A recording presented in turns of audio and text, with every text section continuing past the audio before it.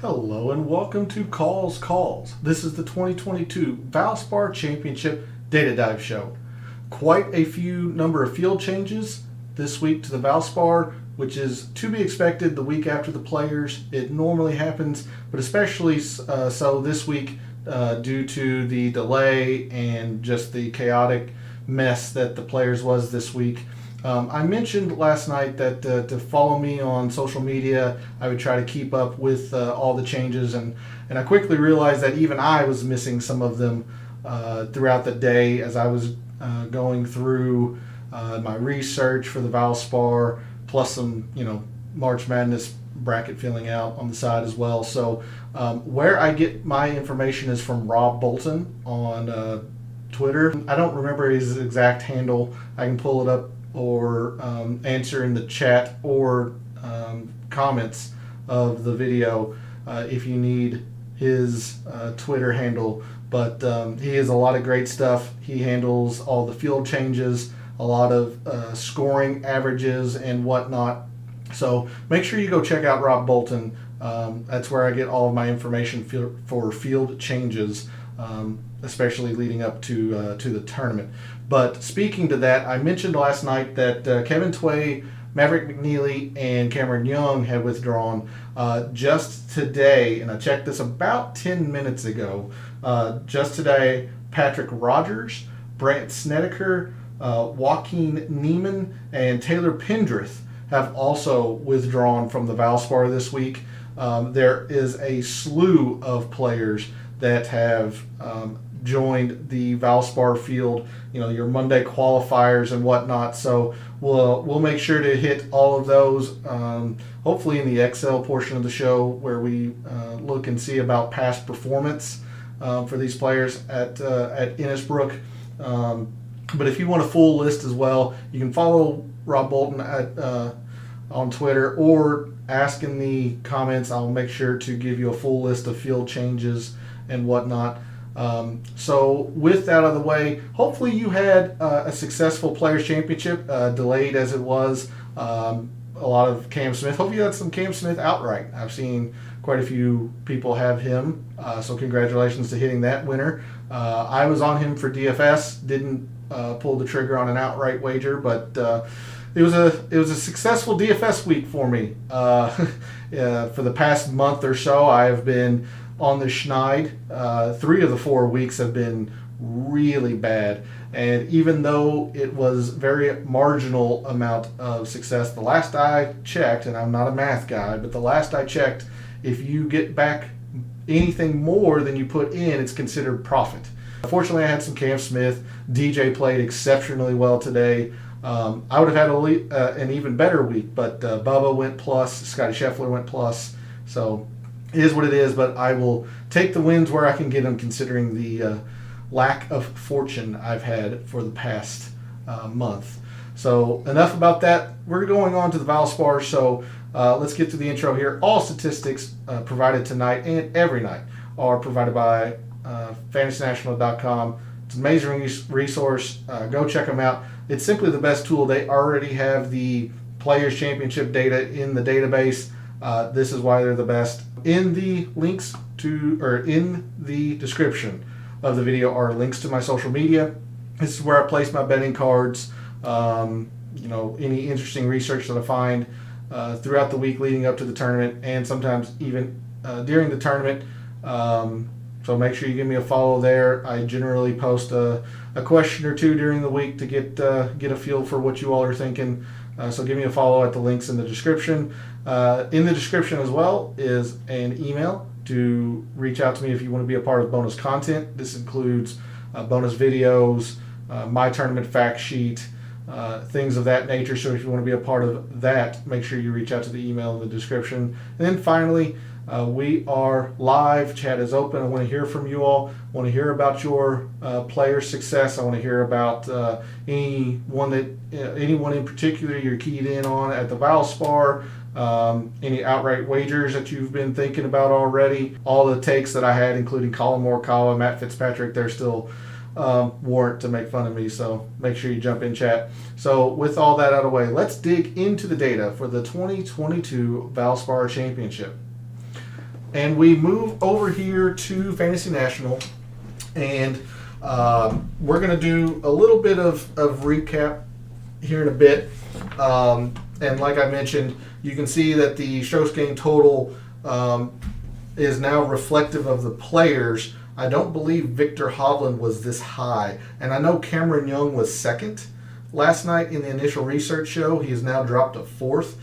Do remember Cameron Young has withdrawn, but I do know that they have been, the order has switched around, especially with Victor having played so well, and who is still committed to the tournament as far as I know.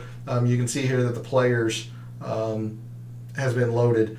Just to take a look at the tournament that Victor Hovland had, doing Victor Hovland things. He can't chip. He had a bad putting week, but he gained 9.5 on approach, almost 5 off the tee.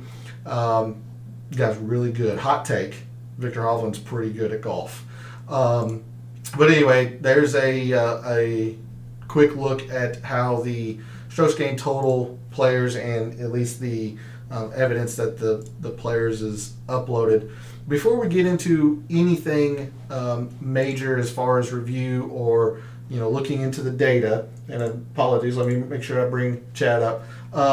Think Burns is going to win this week. Hey, it's a decent call, but we're definitely going to get into that. But I think that's a pretty good take to start off with their shot. That's a pretty good take. But before we get into all of that, I mentioned last night that I wanted to check some weather forecast before I settled in on especially the green speeds and such.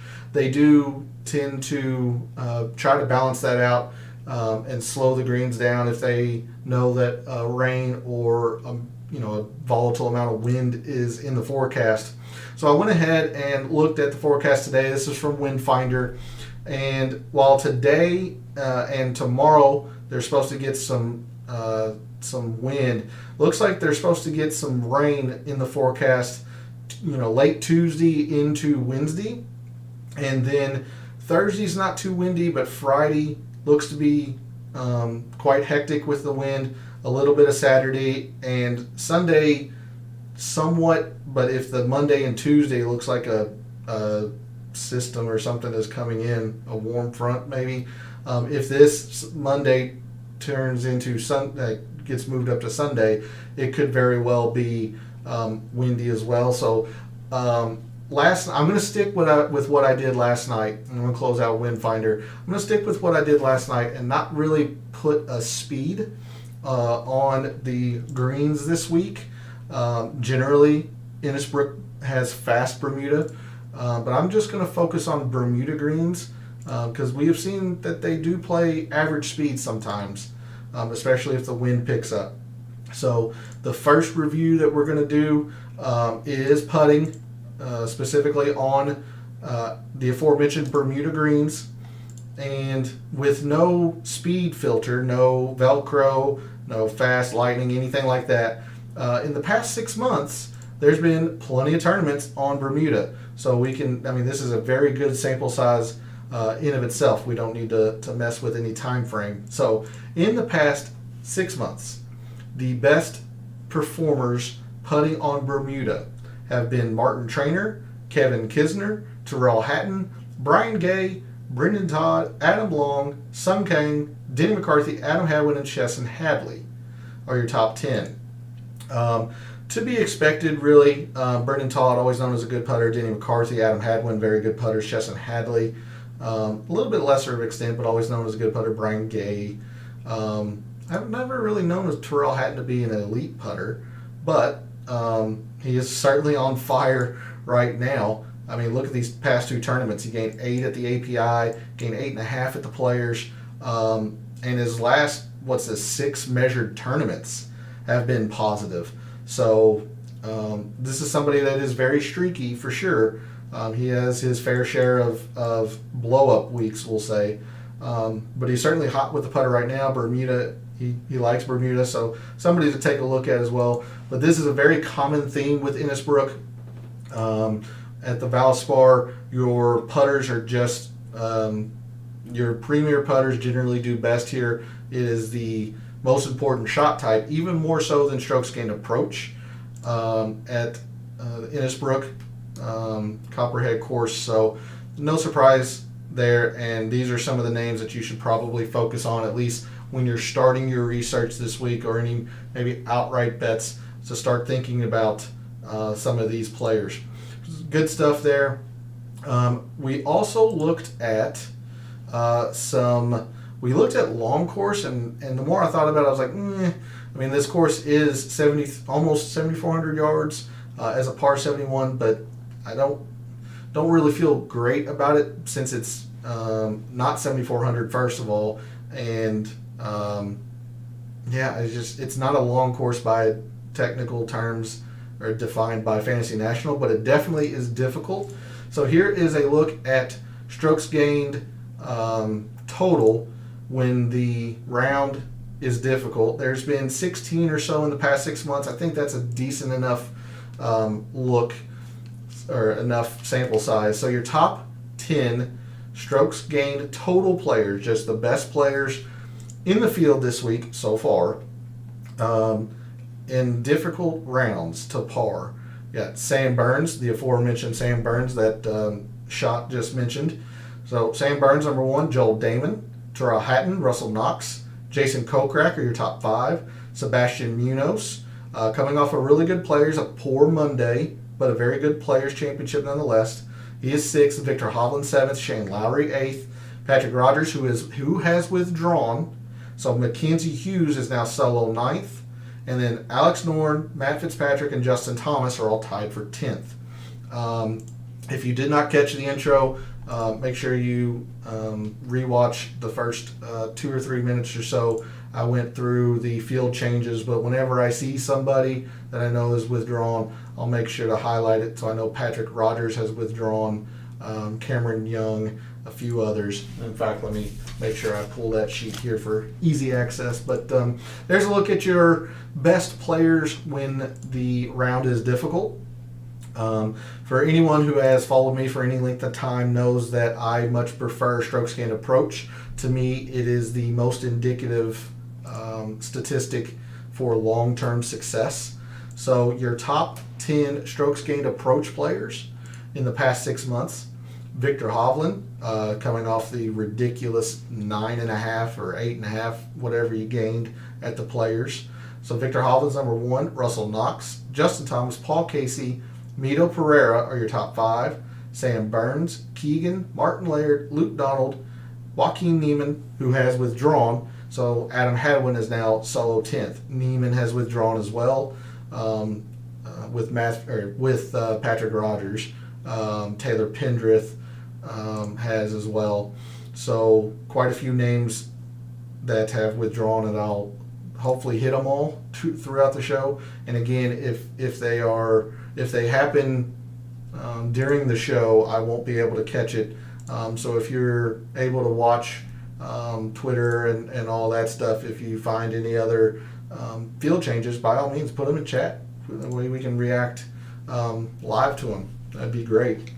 But there is a look at the top 10 iron players heading into the Valspar this week.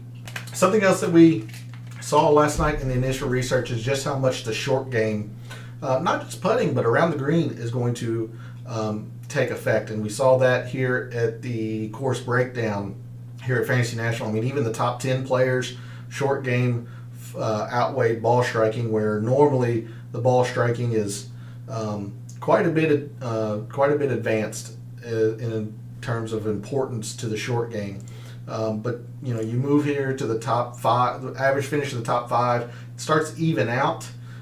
Approach starts to gain a whole lot, but your winners, there's no contest. I mean, the putting just skyrockets in importance. The around the green becomes more important. Therefore, the short game is just so much more important at the Copperhead course than ball striking is.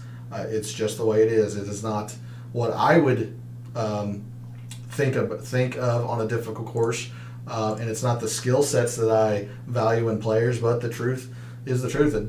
Numbers don't lie. It's just a short game preferred course. So instead of just doing around the green, we're going to look at different metrics like scrambling. Even though sand saves wasn't a big factor At least in 2021, we're going to look at historical seasons and see if it was more of a factor. But we're definitely going to look at scrambling, look at maybe some around the green when it's difficult, but that's a little bit later on and such.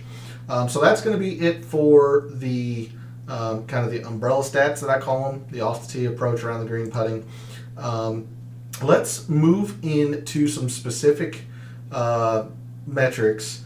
And we talked about last night that really nothing on this page, or what I like to call a tab on Fantasy National, the driving and the fairways and greens tab, really none of this plays much here at the Valspar at the Copperhead. We know distance definitely doesn't. It's a forced layup course. Even fairways really wasn't that big of a deal because the fairways are generally difficult to hit anyway. And as a club down course, guys are just it's difficult. Guys are going to be missing greens. So greens in regulation really isn't all that predictive of high leaderboard success, at least in the past. I would have thought sand saves would have been. It really wasn't. So one of the first things I do want to take a look at is scrambling, and I'm absolutely going to add scrambling on difficult rounds to par. And I think this is the same 16, yeah. So your top 10 scramblers in rounds that are difficult to par, and I do think this is going to be a key factor this week. So your top 10 scramblers when it's difficult. Christian Bezuidenhout is number 1. Fitzpatrick, number 2. Nick Taylor. Sebastian Munoz, Sam Burns. Mackenzie Hughes, Adam Schenk, Aaron Wise, Charles Schwartzel, and Justin Thomas. So, again, we've seen Sam Burns pop quite a bit. Makes a whole lot of sense. He's got a lot of previous success here at the Valspar. Sebastian Munoz has popped quite a bit now. I believe Mackenzie Hughes has popped at least on the putting, and now here. Justin Thomas, again, a premier player. What are his 2 rounds? I imagine, okay, the second round of the players. All right, fair enough. The absolute brutal conditions that Sawgrass was this past week, at least Friday and Saturday. So they're your top 10 scramblers in rounds difficult to par. There's not much to do with the rough, say long or average or short. I don't feel like I am confident enough to just say the rough length is going to be average for sure, 100%. Yes, every year it has been since 2012, but it can change. The Sony this past season always had short rough, and this year all 4 rounds were long, and that was due to the amount of rain that they had in Maui there this season and all that. So while it says average would be the length, I'm not terribly confident in doing scrambling in average rough or anything like that. So if there's anything else on this tab, I'm trying to think. This is a Larry Packard design, so there's not much to go with on Architect. And again, we saw at least in 2021, maybe it's different in previous seasons, but we'll go to that tab. Last season when Sam Burns won, distance definitely didn't matter. Fairways, you should look here. Here's the top 20, and I'll highlight the top 20 players for you all. Hopefully you can still see that through the highlight. Fairways, you had 8 or so that were negative, so that didn't seem to be strong. Maybe good drives gained, but even here you have quite a few pretty high numbers in the good drives gained. Greens, you had 5 of the 20 that were under field average. Sand saves was about 7. So if you sort on these, maybe good drives, you've got a little bit of success here, but Jason Duffner was a clunker of a made cut. You had 2 missed cuts here, James Hahn and Doug Gim. Maybe good drives gained, at least from 2021.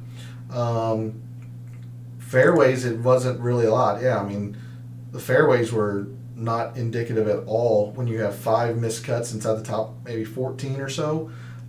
Greens, still, I mean, you've got your cut makers, but I mean, clunker, missed cut from Gim, more clunkers here. So let's say in historical seasons, if good drives gained is something to look at. So here's 2021's good drive gains.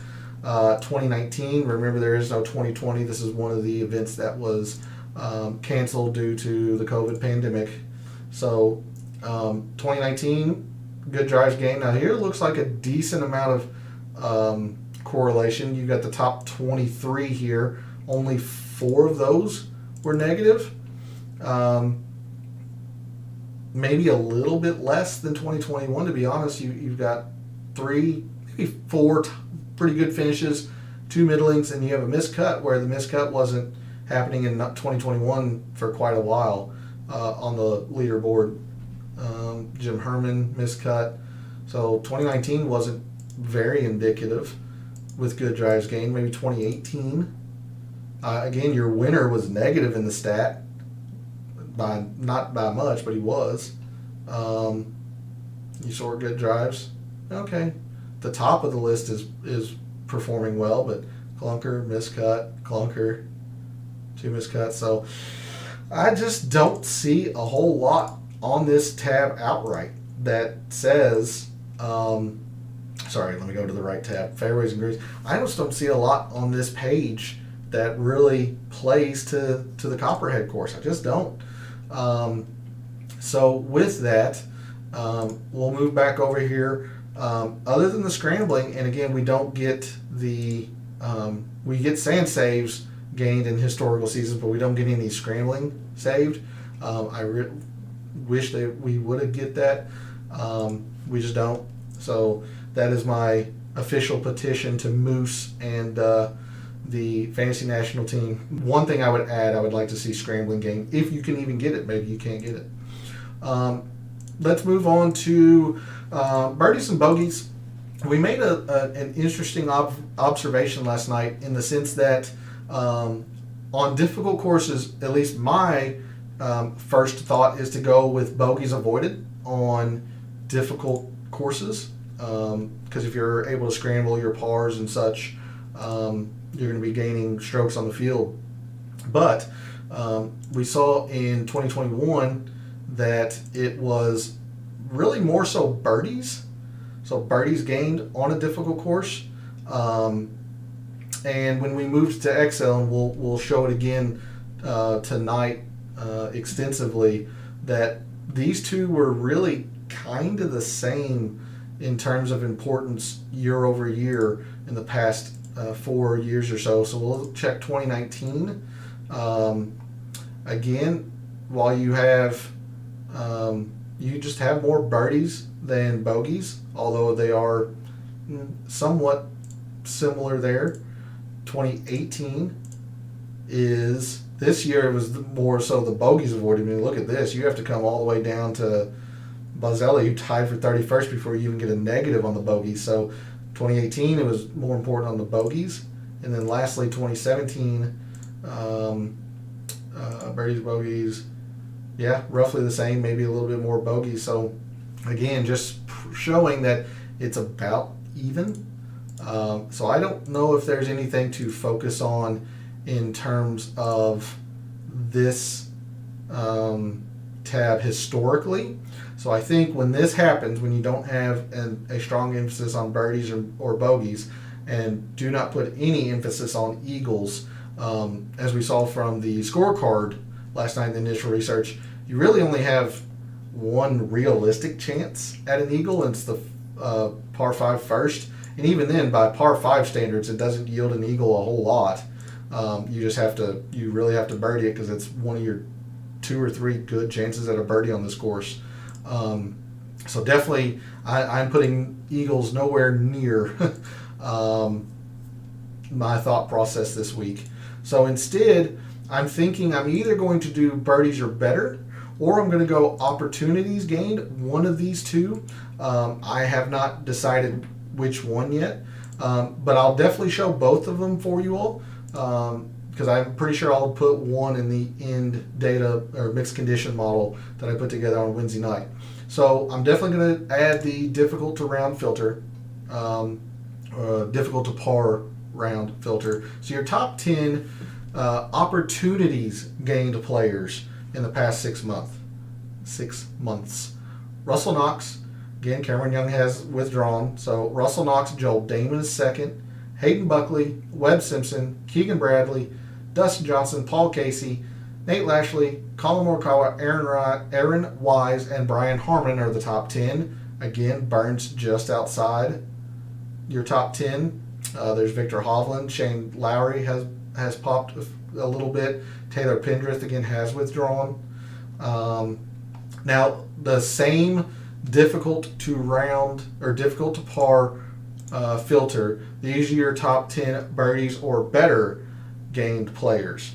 You've got Jason Kokrak, Joel Damon, Terrell Hatton, Victor Hovland, Louis Oosthuizen, Webb Simpson, Davis Riley, Russell Knox. Joaquin Niemann is another player that has withdrawn. So Wyndham Clark is now 9th solo, and Sam Burns is solo 10th. Again, Cameron Young has withdrawn. So the more I kind of just thought about it in my head as I was rattling off names here, because there aren't a lot of eagles to be gained, whereas the players, there was a decent amount of eagles normally in play. 16 yielded a fair amount of eagles in historical seasons. I believe, what's the short par 5 on the front, number 2, I guess it is, yields some eagles historically. So that's why I went with birdies or better last week at the players. The more I think about it, the more I'm just going to go with opportunities gained, because this, combined with the importance on putting, should vault the players to focus on up towards the top end of the rankings. So the more I think about it, the more I'm getting more and more confident that I'm going to focus on opportunities gained this week. So that's it for the birdies and bogeys tab. We'll spend the rest of this kind of Fantasy National portion of the show on the par 3s, 4s, and 5s. That tells you everything you need to know about proximity. Again, coming back to the course breakdown, we saw that the majority of approach shots come from 175 to 200, but historically it just hasn't led to much leaderboard success, to be honest with you. And even so, at 24% of the approach shots from 175 to 200, 23 are from 200 plus, 20 from 150 to 175. So there's not really a dominant approach length like there was at the Arnold Palmer, where 200 plus was just the king. So not much to focus on with it, or in terms of proximity. So because of that, let's go straight into the par 3s. We looked at par 3s a little bit last night, and as this loads, we're going to come over to the prior leaderboards. We can see here that the amount of par 3 scoring or importance, you have to come down to Justin Thomas, who was tied for 13th. So one of the top 17 players, or to say it a better way, 16 of the top 17 players last year were positive in strokes gained par 3. And we also noticed that it seemed to be the 175 to 200 range of par 3s was most important. You can see here there's a pretty good correlation. You've got a top 15, a top 5, a top 10, another top 15, 2 middling finishes, and a clunker, to be fair, but then some more pretty darn good leaderboard success. Whereas the 200 to 225, was basically not any at all, at least in 2021. So let's check and see if maybe that was an outlier year. So par 3s, you've got, again, the extreme amount of importance. We'll highlight the top 23 players here, and that's just a convenient cutoff for the ties. So the top 23 players, all but one were positive in strokes gained par 3. All but one were positive in the 175 to 200. So this is really telling me that the 175 to 200 is the most important.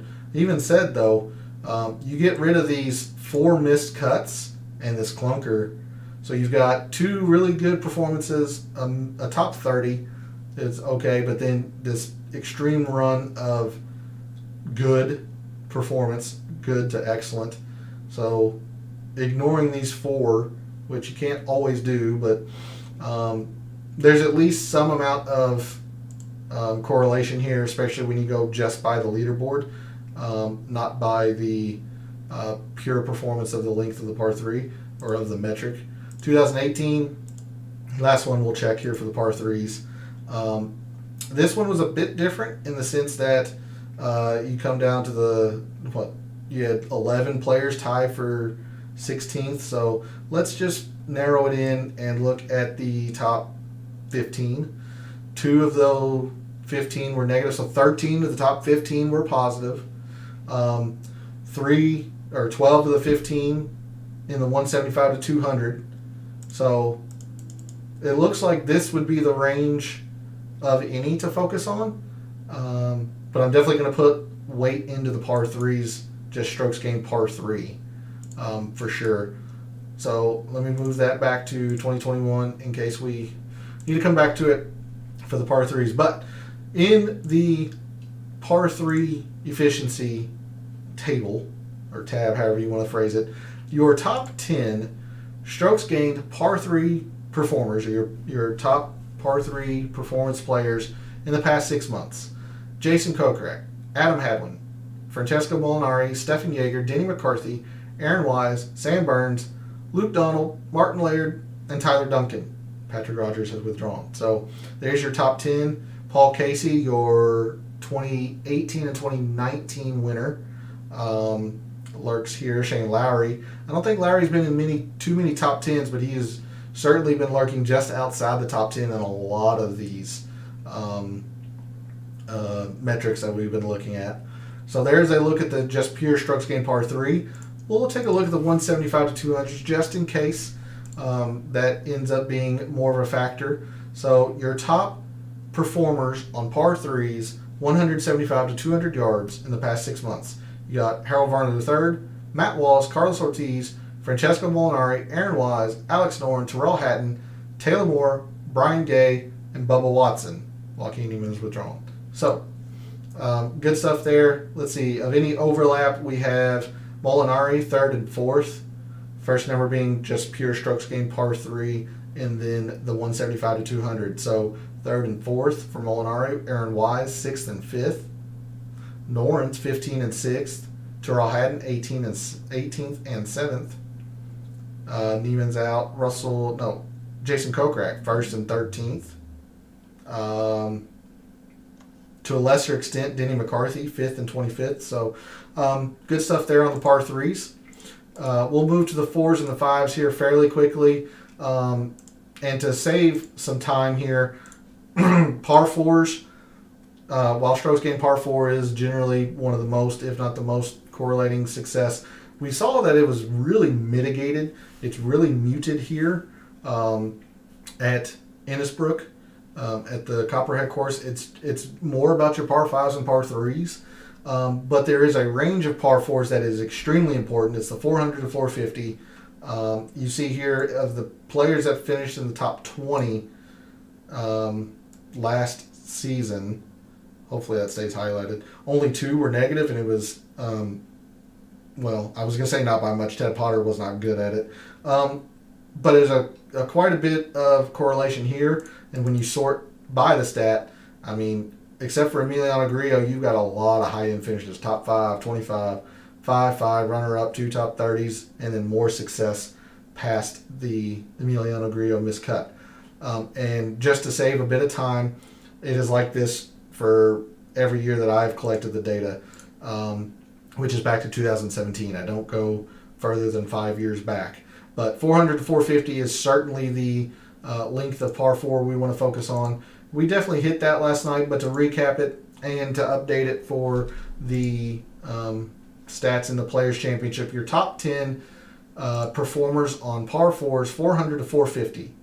Russell Knox, Patton Kizzire, Colin Morikawa, Adam Long, Mito Pereira, Justin Thomas, Kevin Kisner, Tyler Duncan, Louis Oosthuizen, and Denny McCarthy. So, again, some more overlap here. McCarthy has some par 3 performance. I don't remember many of these others being in the par 3 performance. Here's Taylor Moore. He was in the overall strokes gained par 3. There's Lowry again in the top 20 for both par 4s and the length of par 4s. Yeah. So it looks like McCarthy's really the only one on the par 3s and the length of the par 4s, at least that I can remember off the top of my head. And then finally, we'll move to the par 5s. This is the most important hole by par here at the Copperhead course. You can see here, I mean, Sam Burns just obliterated the par 5s last season on his way to the win. And then, I mean, you see here, you got a couple of clunkers here. Tom Lewis was middling there, but, I mean, your winner, top 10, runner-up, top 15, top 5. I mean, to be fair, 25 and top 30 are not poor performances. Top 5, top 10, top 10. So very, very important. And then 500 or 550 to 600 was the predominant length as well. Again, filtering for the top 20 just because of conveniences and ties. You only have 3 players in the negative from 550 to 600 that finished in the top 20 last year, and only one of those was any more than barely under field average. So Lebiota and Hoffman both were just under field average. So we'll take a couple of seconds here to look at previous years par 5s. Again, important, although it was muted in 2019. You can see that the winner, Paul Casey, was very good at that length. You can see he obliterated the par 5s the second year he won. Then you got to ignore Sam Ryder, but you got some good performance up here as well. So you got a miscut and a miscut and a clunker, but a lot of high finishes interspersed between them is the way I'm trying to say that. It looked like 500, 550 was the more important length this year, but again, just kind of notice the 0.5s and a lot of them. Whereas over here, you do have your winner here at a 2.8, 2.8. I don't know, it looks about the same. You got a lot more negatives. So 550 to 600, again, Adam Schenk with a very poor performance. And then you have some miscuts down here in the 15 to 20 range. But other than that, it's very strong. You have the winner, 2 top 25s, a middling top 5, 3 top 10s. So little less correlation there. Let's check one more year, 2018. Again, the first year that Paul Casey won. He did not overperform on the par 5s necessarily as much. But you can see it's still important. You got to come all the way down here to Jamie Lovemark and McGirt, to a lesser extent Vogel, to all tied for 16th before you get a negative in the par 5s. And if you sort by the length, again, pretty darn strong. These are certainly your cut makers, and some of them were very high finishers. So what I'm getting at, strokes gained par 5, extremely important here at the Copperhead course. I'm going to come back to this in case we need to come back to it. So the 2 things I definitely want to look at on this page, strokes gained par 5. So your top performers on par 5s in the past 6 months. Matt Fitzpatrick, Sam Ryder, Gary Woodland, Terrell Hatton, Victor Hovland, McNeely is withdrawn, so Sam Burns is 6th, Doug Gim, Trey Mullinax, Robert Streb, Colin Morikawa, and Russell Knox are basically your top 12. 3 of them tied for 10th, or tied for 9th with McNeely's withdrawal. And then of the range, 550 to 600, your top performers on par 5s, 550 to 600 yards in the past 6 months.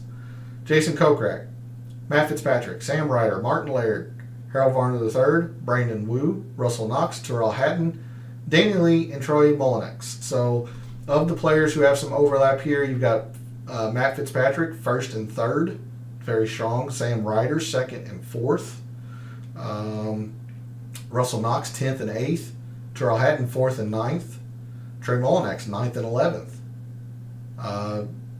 Doug Gim, 8th and 14th. Sam Burns 7th and 17th. So that gives you some names to consider on the par fives moving forward. And you've been seeing a lot of the same names pop up here. Sam Burns is, I think, popped on every single one of these. I think, to be fair. So very, very, very strong correlation on the stats that he's good at and his performance here at the Copperhead course. So let me bring up Microsoft Excel, and again we're going to switch over to Excel view here. Bring up chat. Again, just to recap, this is the kind of the course detail data that I put together. The lower the number here, the more important it is for high leaderboard success. We see here that approach technically is more so than the putting, but we'll see here in a bit that this is a pretty strong outlier, making putting right even with approach. It's kind of what we saw in Fantasy National. Again, on the driving and fairways and greens and regulation tab, there's just not a lot here. I mean, this is a very high number for greens and regulation. If there's anything, it might be good drives gained. At least it's consistent, but it's still a fairly high number. Let's see, I mean, you get the RBC Heritage is lower. Wells Fargo is a lot lower. The Players is higher, to be fair. But Arnold Palmer, extremely important compared to the Valspar. So not much I'm seeing on the distance, fairways, greens and regulation tab. Birdies and bogeys, spoke to it when we were on that page in Fantasy National. It looks to be pretty darn similar. Now this does appear to be a bit of an outlier, so maybe birdies gets to be a little bit more important, but I still think, and I'm still subscribing to my thought process of opportunities gained, because combine that with the putting, I think will give us the best idea of the players we want to focus on. So with no focus on either of these two, I'm going to go with opportunities gained. We move over to the par threes, fours and fives. Par threes, while it's not the lowest number you've seen so far tonight on this page, is a low number for par threes, and it's pretty darn consistent. Very important. We thought that 175 to 200 would be the most important range. It appears to be the least important in terms of year over year. So what that tells me is that I'm just going to be putting a lot of focus on just strokes gained par three. Quite a bit, to be honest with you. Now this could be an outlier. We'll see here in a second, because I made sure to put that sheet together, the outlier math for you all. Move over to the par fours. Again, this is the lowest number you will see in terms of importance, but this number is very high by par four standards. I mean, Texas is four full points lower. The Masters is 9 full points lower. The Players, not even accounting for this year, was almost 4 full points lower. So by par four standards, this is a high number, speaking to the fact that the par fours are just mitigated in importance this year. But instead, look at par fours 400 to 450. It is almost as low as the par fours. So anytime you get a range that's just about the same as the general statistic, par threes, par fours, par fives, you just focus on that range. So that's what we're going to do this week. And then finally, par fives. Let's scroll over for you all. Par fives. While the number does seem a little bit higher, there is not a range really to focus on.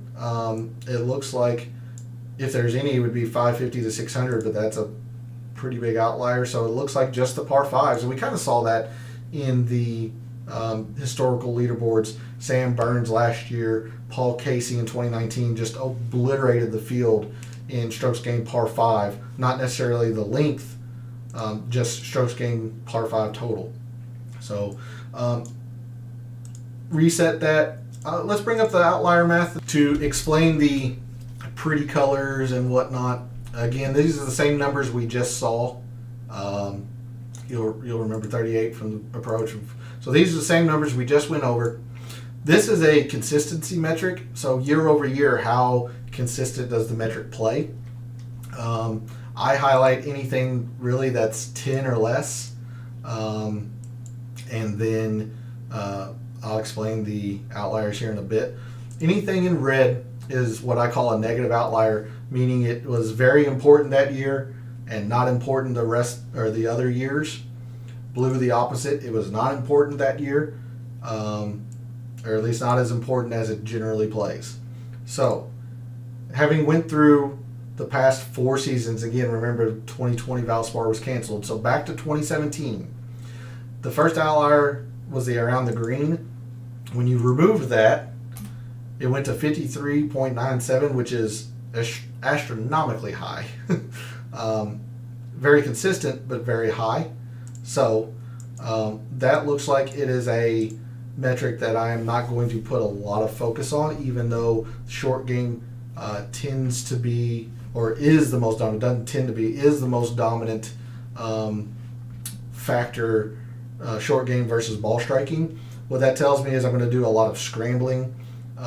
Sand saves, maybe not so much, although this being a positive outlier, that number does come down. So maybe a little bit of sand saves, but I'm definitely just going to be looking at scrambling quite a bit for the around the green. I might put 5% in my end mixed condition model, but the numbers say that it really isn't warranted all that much. I don't know why I didn't do the putting, but that is a pretty big outlier as well. Becomes very, very consistent at 2.87. So apologies there. I did not highlight that one or do the calculation. But that's an outlier, so this gets pretty darn important, down to a 40. Again, just nothing here signifies a lot of attention. Maybe the sand saves. I'm not seeing too much there. Birdies and bogeys, we mentioned that we're not focusing anything on eagles. Birdies is very consistent at 29.5. You remove this outlier I mentioned from the bogeys, it does become a 32, so birdies would be more important than the bogeys, and it's a lot more consistent, 4.3 versus 9.4, but I think I'm going to stick with the opportunities gained metric.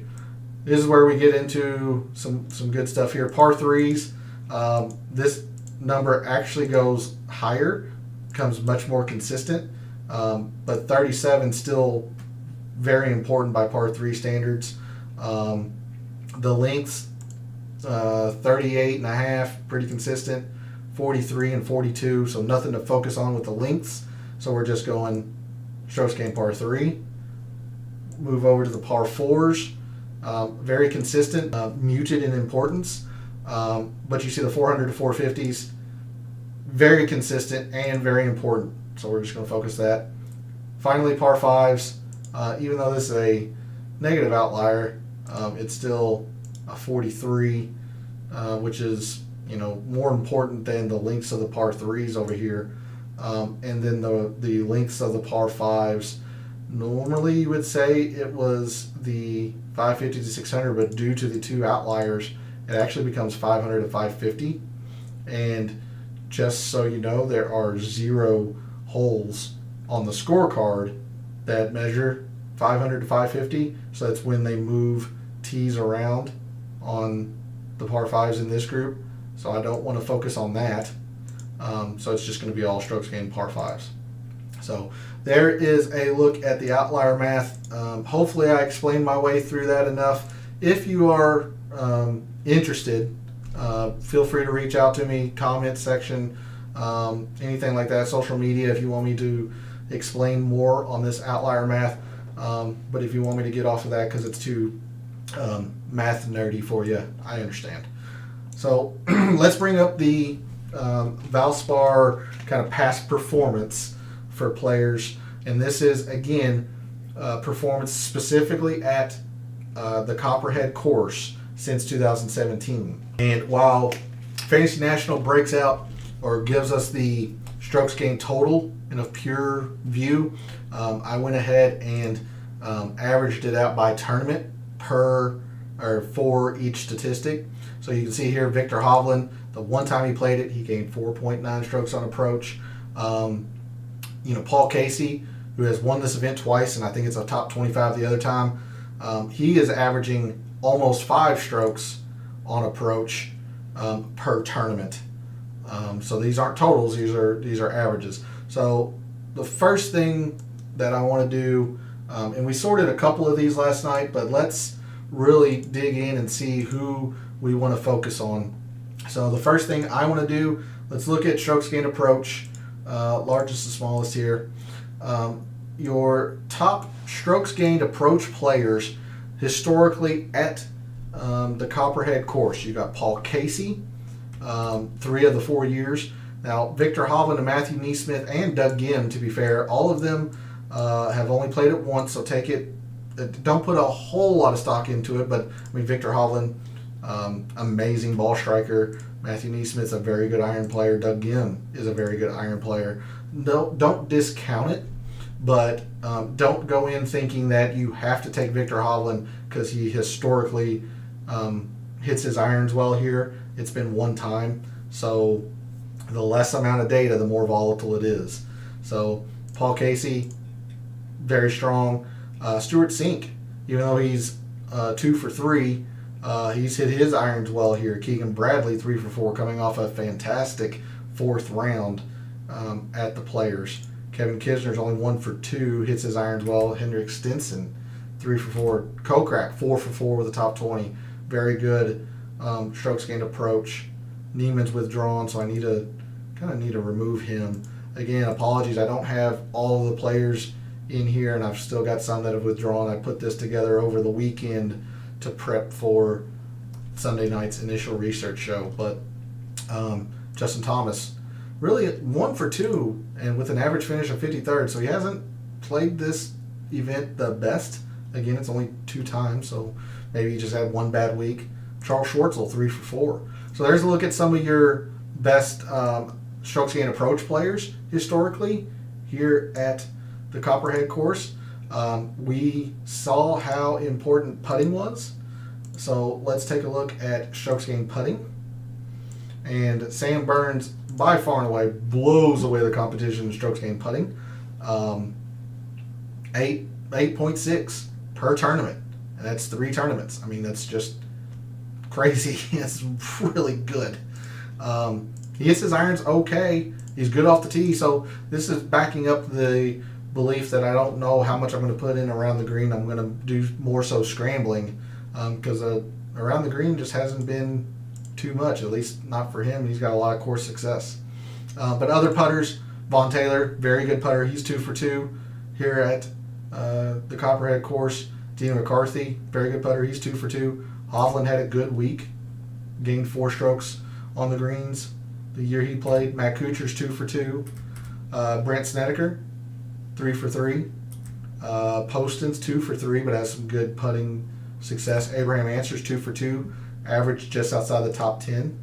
Very good putter on these greens. Louis Oosthuizen, Brandon Grace, Zach Johnson, Jimmy Walker, 2 for 2. There's Schwartzel again. So Schwartzel's got the irons and putter. Pretty good combination to have. So there's somebody to maybe keep an eye on, especially with outright wagers or DFS moving forward. Let's see. A few more here. Let's look at, we don't have opportunities gained. We don't have scrambling. Yeah, let's just go straight into par 3s. Strokes gained par 3. Your top par 3 performers. There you go. Your top par 3 performers historically at Innisbrook Resort. And again, this is only going back to 2017, so there's max 4 years. But Adam Hadwin, not Adam Hadwin, Hank Lebiota, 2 for 2. Noren is the top. He's only 1 time, but he played the par 3s extremely well that year. Vincent Welly, 1 time. Louis Oosthuizen, 3 for 3. Jimmy Walker, 2 for 2. Kyle Stanley, 2 for 2. Same for McCarthy. Jason Kokrak, there's 4 for 4. Lowry's only played it once. Paul Casey, Luke List has played this event well. Wesley Bryan, Scott Stallings. So of these guys that have played this course pretty well in the past, is there a range of par 3 that seems to be the dominant factor here? I don't think it's the 150 to 175. It looks like it's the 175 to 200, to be honest with you. There's none of these players are negative from this length that are very good from the par 3s that have generally played this course well. Joey, hey, thanks for tuning in, pal. How you been? Did you have a good players DFS performance?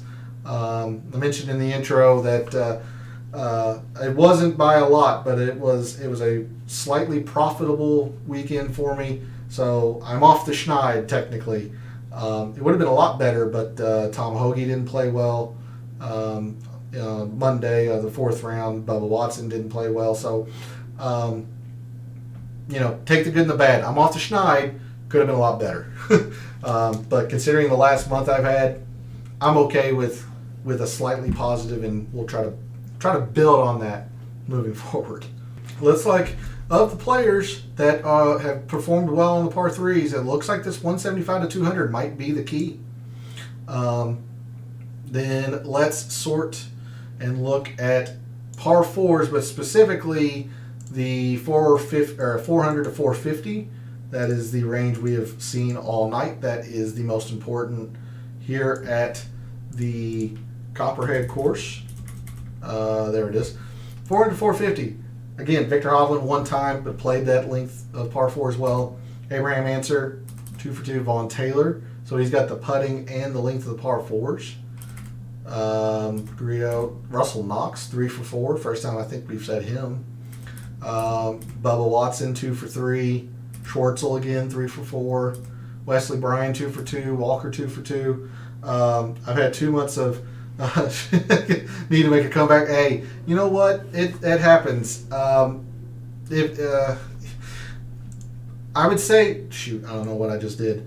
The past month, there was 2 weeks in the past month that it was bad. It was I'm gracious that you all kept coming back and watching and taking my opinion, or taking my opinion and doing the opposite. Either way, because that was warranted. There were 2 weeks that were real bad. I believe it was the Arnold Palmer. Maybe it was the Honda. One of those 2 weeks that it was, my analysis was spot on. I didn't have the right lineups put together, the combination of players put together, and those weeks happen. But this week I felt good, and I had a slight amount of positive. So shot. Let's try to get off the schneid, make a comeback as you say. Of course, it'd be great if I had an outright wager, but that's getting greedy. So why don't we just work on the positive, and then we'll move forward to the upper echelon of profitability. Didn't realize this week was the Valspar. Wife's grandparents have a house. Awesome. Hop on a plane. Well, if you're getting on a plane, give me a ticket. I bet this is a fun tournament. Again, it gets overlooked because it's right after the Players. There's a lot of media coverage on March Madness for obvious reasons. Baseball season's coming up. So Valspar kind of gets overlooked, but it's a tough course. It's a fun tournament. Guys that play here are challenged, and they're set up well for difficult tests later on in the year. Coming back to the past performance here, here's some of the players. Like I mentioned, you got Walker. I think we stopped off at Walker. There's Brant Snedeker again, Cal Stanley, Louis, Zach Johnson. Let's take a look at the par 5s real quick. Par 5s, and I will scroll over for you all to put it on the left side. No surprise, the top 2 performers are your past 3 champions. Sam Burns, your defending champion, and Paul Casey, your winner in 2019 and 2018. Those 2 are obliterating the field in par 5 performance historically here at the Copperhead course. Hovland again, just one time, but he played it extremely well when he did. Justin Thomas, premier player, is going to take advantage of par fives. Trey Mullinax, we saw that in the Fantasy National portion of the show where he's a great par five performer. There's DJ, Abraham Answer. I don't think many people, I didn't realize how well DJ played in the fourth round at the Players. He went a 63 today at Sawgrass. Now, granted, the conditions weren't anything like they were this weekend, but I was really, really high on DJ this weekend. I know a lot of people weren't. I was really high on him, and it took until the fourth round for him to come through a little bit too late, or a little bit too little too late, but I really like DJ this week, and he had a fantastic Monday. Don't overlook that. He had a fantastic Monday. I've been doing good on outright top tens. It happens. DFS, you kind of, a little bit of DFS is getting a little bit lucky, putting the right guys on the right, on the same team. All the combinations that you put together. Sometimes you just got, a lot of it you just got to get lucky and hit on one. Not getting right combinations. Yeah, that's exactly what I was alluding to. I've got the right players. They just don't. I'll have 4 or 5 of the 6, be really, really good, and then either the 6th one misses the cut, or like in one case this week, like Bubba Watson, he was very, very littly owned and was doing great in the first 2 rounds, and then plummeted in the 3rd round. Wow, you didn't even cash with DJ in the 4th, with a showdown in the 4th. Wow, I don't know who else you had. You must have had people like Scotty Scheffler, Tom Hoagie. Who else would have been had a bad day today? Yeah, because DJ was by far and away the lowest round. I mean, he catapulted up the leaderboard. But here's a look at the par fives performances here. Let's see. Other names: Jason Kokrak, Russell Knox, Matt Kuchar, 2 for 2. I think that's the first time we've mentioned him. There's Keegan Bradley again. Very good players this past week. Answer, Louis. If there is a range of par fives, we were kind of waffling between the 500, 550 and 550 to 600, but it looks like it's the 550 to 600, at least of the guys here. So maybe that is the true length of par fives needed. Did have Scheffler Hoagie, yeah. I can attest to that because that's who I had in my best lineup heading into the 4th round today. That lineup was 6 of 6, and while it did cash, it dropped in the contest leaderboard thanks to those 2 guys. But I had others that jumped up. The ones with DJ. I had Neiman and whatnot.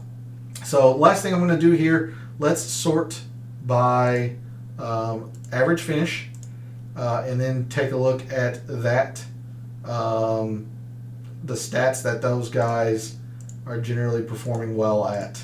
So here's by the lowest average finish. So again, don't discount Victor Hovland's one event, but don't put as much credence into it as, say, Paul Casey, Louis, even Answer and Taylor, Sam Burns, Kokrak. It's one time. If volatility. The less data, the more volatile. So I'm going to highlight just these 7 guys or so. Let's see if we can see what stats tend to be playing out pretty well. Looks like all of them are positive and fairly high positive, except for Sam Burns in the approach. And Sam Burns makes up for it in the putting. So good stuff there. Let's see. In this tab, not really anything too remarkable there. In the par threes, let's see. All of them are positive in the 175 to 200, and in strokes gained par 3 in general. So the more I'm looking at it, the more it seems like the 175 to 200 range of par 3s are the focus. If you're going to focus on a range of par 3s, I still think just strokes gained par 3 is going to be your best bet there. par fours. You have Paul Casey, who's actually negative in the most important range, but he's making up for that in the par fives. So I don't know. I still think it's the 400 to 450, but these guys aren't performing as well as I would have thought for the amount of success they've had here at the Valspar. And then finally, let's take a look at the par fives. Par fives, all of them. I mean, look at all these numbers, all these positive numbers here. Huge numbers in the par fives. Pretty big numbers, to be fair, in the 550 to 600. Vaughn Taylor being the lowest, and it's still fairly good. So anyway, I think that's going to do it for the Data Dive show tonight. Thanks for tuning in, guys. I always appreciate the support. I always appreciate the interaction. In the comments, let me know who some of the players are you're thinking about early on, either outright wager-wise or for DFS. Any storylines that you think might be playing this week at Valspar. If you happen to notice any field changes, I try to keep up with it, but between preparing for shows, especially this week with March Madness on the side, haven't been able to keep up with the field changes all that much. Yeah, Joey, appreciate it. I will definitely see you tomorrow on the golf course. For all of the wagers that you had this past week at the Players, for all of your DFS contests that you had this week at the Players, for any wagers you're considering at the Valspar, and until I see you Wednesday night for the Data Dive show, may all your bets be profitable.